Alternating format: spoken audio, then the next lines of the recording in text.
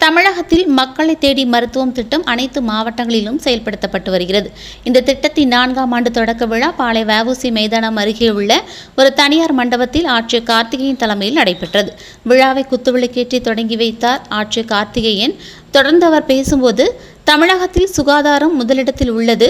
வளர்ந்த நாடுகளில் சிகிச்சை பெறுவதற்கு நோயாளிகள் மருத்துவர்களை காண்பதற்கு காத்திருக்க வேண்டிய சூழ்நிலையில் தமிழகத்தில் மக்களை தேடி மருத்துவம் திட்டத்தின் மூலம் மக்களின் இருப்பிடத்திற்கே சென்று அவர்களுக்குரிய சிகிச்சை அளிக்கப்பட்டு வருகிறது.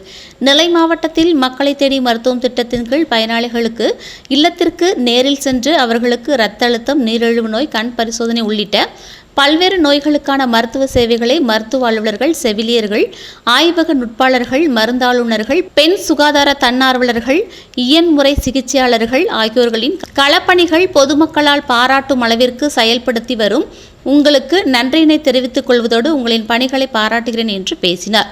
மாவட்டத்தில் 9 வட்டாரம் மற்றும் மாநகராட்சியில் மக்களை தேடி மருத்துவம் திட்டத்தில் 124 மருத்துவ அலுவலர்கள், 70 செவிலியர்கள், 41 ஆய்வக நுட்பனர், 38 மருந்தாளுநர்களும், 98 2ஆம் நிலை கிராம சுகாதார செவிலியர்கள், 254 பெண் சுகாதார தன்னாளர்கள் மூலமும் வலி நிவாரண சிகிச்சைக்கு 11 செவிலியர்கள் மற்றும் 11 இயன்முறை சிகிச்சையாளர்கள் மூலம் மக்களை தேடி மருத்துவம் திட்டத்தில் வீட்டிற்கு சென்று சிகிச்சை அளிக்கப்பட்டு வருகிறது. மேலும் அனைத்து மக்களுக்கும் எந்தவொரு நோய் வராமலும் அந்த நோய் வருவதற்கு முன்கூட்டியே தடுத்து நிறுத்துவதற்கான பணிகளை சிறந்த முறையில் நீங்கள் தொடர்ந்து செயலாற்ற வேண்டும் என்று பேசினார்.